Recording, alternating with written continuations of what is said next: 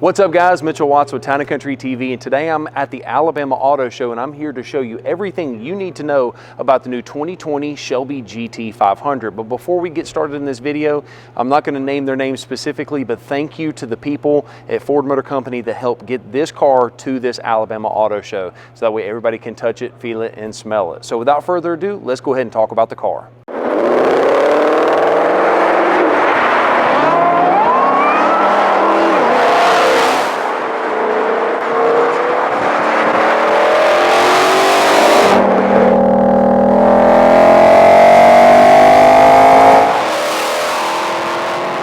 Derived heavily off of the Shelby GT350, the new GT500 has a completely different front end. You'll notice that it's got still the front, same or a similar front bumper, but it's painted high gloss black to make it have the illusion that it has one massive grille. But as you come closer, you've got a beautiful Cobra logo. You've got a very similar front chin splitter from the Shelby GT350, but I love these hard lines that come all the way down. It's very aggressive, and we'll show you a little bit in just a second why we say that, but the front end is just as aggressive as the car itself is. Now, as we talk about the hood of the vehicle, it's also completely different compared to the Shelby GT350.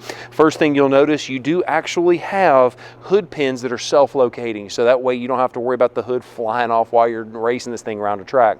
Now, the other thing that I want to point out to you is that in the past, sometimes you'll have these hood vents that are just literally designed to expel the hot gases out of the engine. That's actually not the intention here. What's the design for it is designed to actually create downforce, or really just to reduce the lift from the front hood. So you've got so much air coming in the front that they are allowing these gills to help keep the lift off of this hood. You don't want it to fly up while you're driving, which this vehicle, by the way, will go up to 180 miles an hour. That is governor limited by the manufacturer. And the reason for that, Ford Motor Company is actually saying this car is not designed to go around a big oval track. It's designed to go, around a Barber Motor Speedway or a smaller track where you're not going to hit 180 miles an hour. It's also designed for, an application where you can use it at the drag strip. But I want to show you one of the next features that is probably one of my favorite of the new Shelby GT500, and that is the wheels. So the Shelby GT500, it doesn't come with these wheels standard. This is an optional. So this is the optional carbon fiber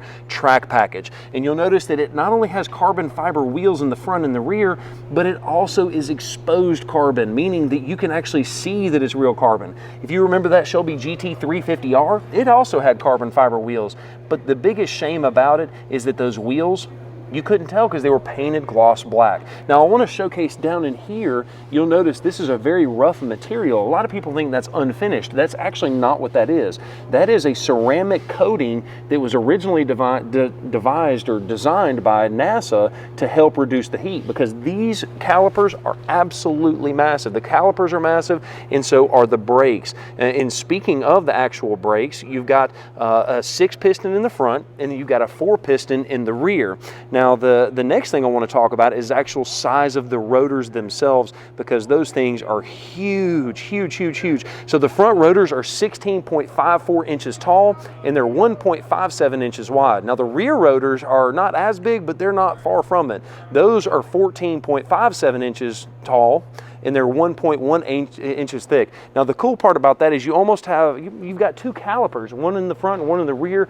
This thing is not only designed to go fast, it's also designed to stop fast. And that is a huge, very, very important part of the new Shelby GT500. Now let's take a look underneath the hood of this Shelby GT500. Now you'll notice I just popped the hood, but it doesn't actually open. You can't get to the latch yet because you've got these self-locating hood pins. You got to push them both down, and then now the hood will pop up to where you can get to the actual latch itself.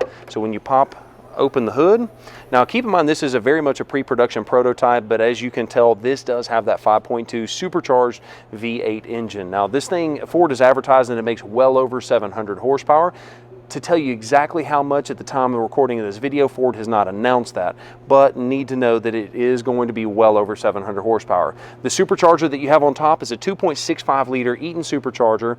Now this whole engine together is making 9.5 to 1 compression ratio, and the reason they do that is because there's so much boost going into the motor. If you left that high compression ratio on there, it spells disaster. So Ford has re-engineered this engine correctly. This is not just a remanufactured 5.2 5.2 out of the GT350. This is completely different. This engine also happens to have a cast aluminum oil pan, the magnesium strut tower brace, as you can see right there across the top, to make sure the chassis is nice and stiff. And then you also happen to have an increased oil capacity up to 11 quarts on the new GT500. It's going to take a while to get used to saying that. Now, the piston cooling jets is a feature that Ford Motor Company has opted for on this engine. Basically, what's happening is there are little jets on the underside of the motor that's spraying oil onto the actual piston to cool it off. So that way you can operate at a higher temperature. It gets that temperature away from the motor and keeps everything nice and healthy. One of the most controversial things on this new car is the transmission. No longer can you get a manual transmission in the new GT500. The 7-speed Tremec automatic dual clutch, by the way, it is a wet dual clutch transmission, is the only way to spec this car. Now, the good news is it is going to offer some very, very fast shift speeds between, downshifting and upshifting, but no more can you drive a manual transmission in this car. And one of the things that I don't necessarily like is the rotary gear shift dial. It looks nice, it fits in the place, but it looks like it's directly out of a Ford Fusion. It would have been nice if they could have re-engineered a higher quality appearing gear shift dial.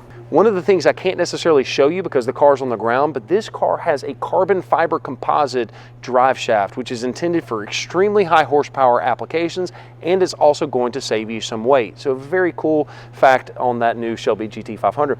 Now, the other thing that I want to talk about is the suspension system. It has a CCD, continuously controlled dampening suspension system, that can detect what's going on with these tires over 1,000 times a second. And now this system is derived originally from the Shelby GT350, but know that this is going to be completely retuned for the new GT500 high output application.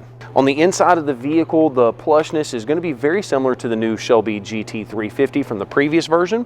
You will have a couple of more options as far as plushness goes. On the center console, you do have some custom stitching that you can have done, and also you'll notice that the Sync 3 system is carried over from the Shelby GT350. One of the things I want to point out to you is on the actual instrument cluster itself, and on the actual dash, you have the ability to go with a carbon fiber instrument panel, and it looks gorgeous, as you can see on this particular car. The last thing I want to talk about is you do have the Recaro seats on this particular vehicle, and those are going to hold you in very, very snugly, very similar to the Recaro seats on the GT350. Coming around to the rear of the vehicle, you'll notice this car does have a dual exhaust system with quad tips. And why they do that, you actually have two different tips on either side. One tip is going to be very loud, one is going to be very quiet, and there's an actual active valve in there that's adjusting how loud do you want the car, and that actually leads to a phenomenal sound on this new Supercharged 5.2.